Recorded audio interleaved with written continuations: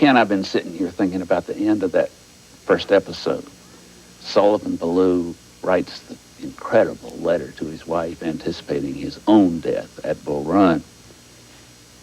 The idealism, the poetry of it, in the midst of all that madness and murder.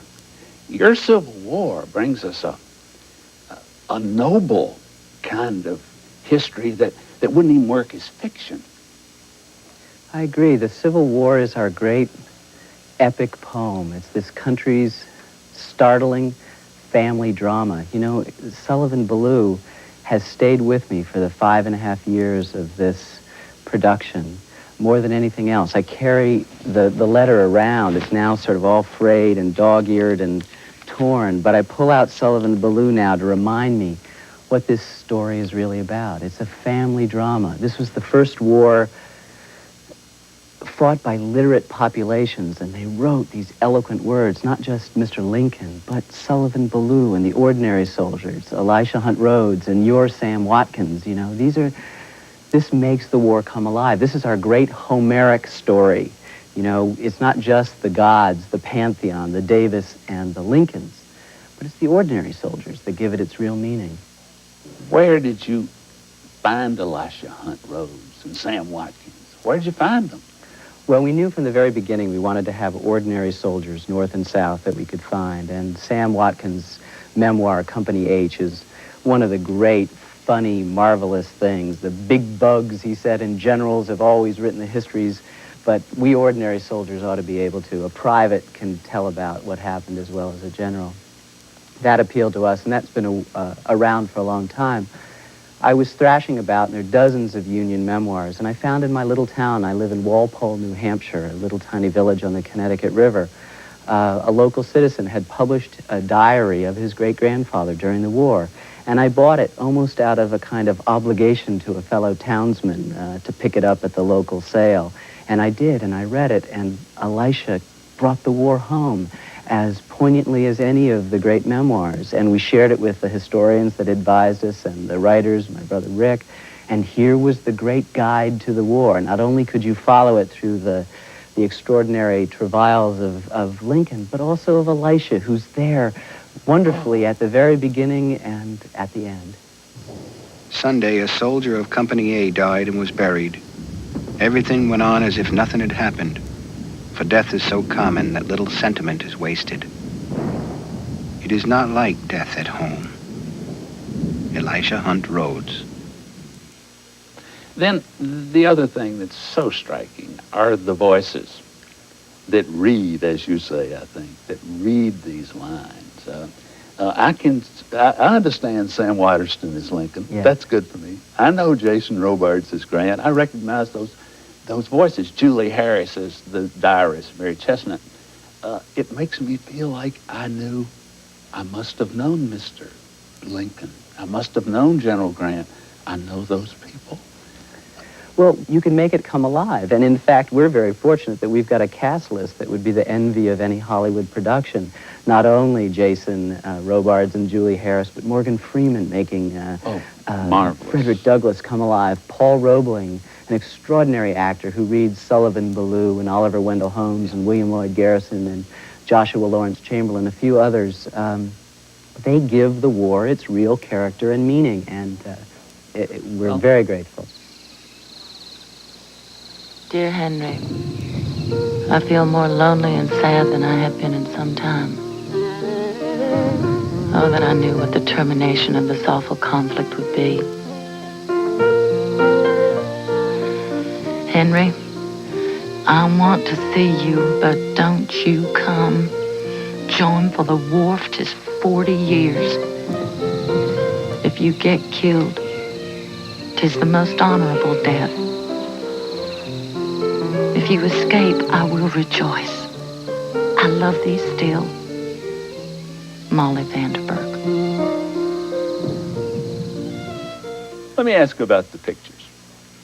Now here we have hours of Civil War history, and we don't have any clashing armies in motion. We don't have the great thing that film and television can do, the movement, the surging. You have principally still pictures from the archives, your own film, contemporary at the scene, and voices. And somehow it all comes together, and I felt those battles as I never had watching them in the movies.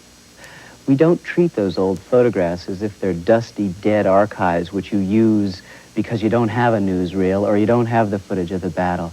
To me, the scene of the soldiers in camp are alive, they're moving, and I want to move in and get a shot and a detail of a soldier to pull it out. And if you do a complex sound effects track, not just of the voices, but we have as complicated an effects track as any feature film with layer upon layer of ambience, of birds, of air, and then of the cannon and the muskets and the yells. You begin to, like accruing like layers on a pearl, the sense of the past, of recreating the past, and that's what we try to do. But if you trust your audience to care about that old photograph, to care about this extraordinary human being, Abraham Lincoln, to feel the sound of a hot day, the cicadas, to try to understand that the people in the past are not some diminished, pale versions of people, but are as alive, or were as alive as you and I, then you're doing a service not only to history, but to the story, and ultimately to ourselves. We begin to learn and accumulate the information about who we were as a people in an important way. And that arms us to go forward, too, to know where we're headed. We're also burdened with this century and a quarter of myth about it. Our image of the Civil War is gallant, but somehow bloodless. It's Scarlett O'Hara and Rhett Butler and too much sort of treacly tradition that doesn't allow us to actually understand it for the complex event, so that we're in some ways repelled from it, and yet when we learn the truth about it, we can't bring it. And there's no more amazing figure for that than Robert E. Lee, a man who's offered the chance to run the Union Army but turns it down to serve his country. Now, what's his country? It's Virginia, who opposes slavery and secession but defends them both. That is now, today, our favorite general. And yet this man was a traitor to the United States of America, responsible for more American deaths than Hitler or Tojo. And yet this big-hearted country can contain the paradox of that, because it happened within this family idea. It happened to this family. It was a family tragedy.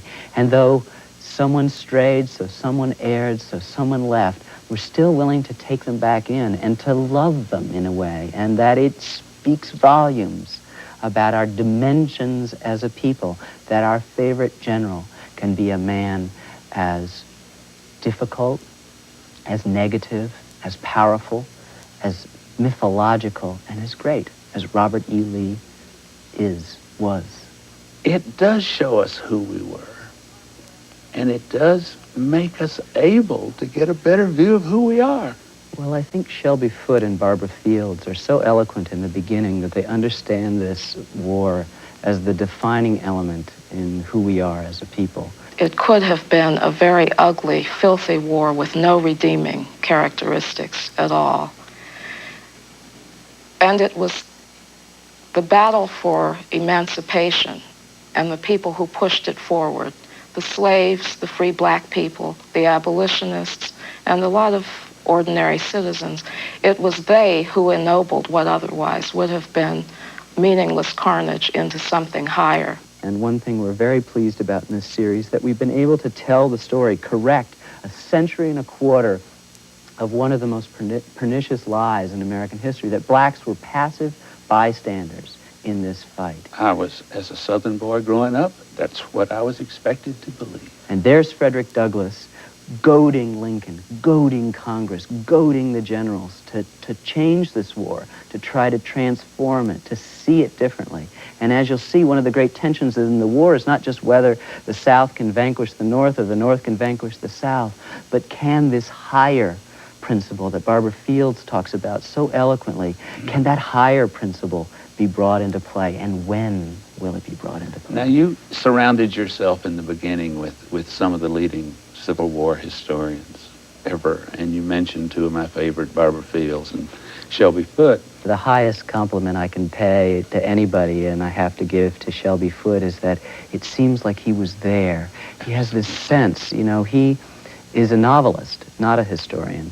He took 20 years of his life, though, to write the definitive narrative history of the war, interrupting his primary calling as a novelist to bring the novelist's sense of story and drama, but the historian's insistence on accuracy to this extraordinary narrative, and then to be able to communicate for us throughout our 11 hours what this war was about, not just from the safe position of the present, not where you give away the story, but from the sense of participating in a great family drama that's happening to your family and my family and his family, and he brings it alive. You have given us all something that many of us will remember forever. Thank you for that. Thank you for tonight. Thank you for the next 4 evenings to come. Thank you, Charlie.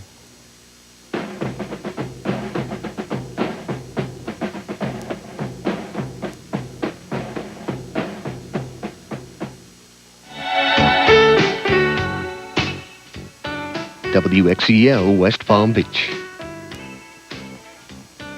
We now join our regularly scheduled program, already in progress.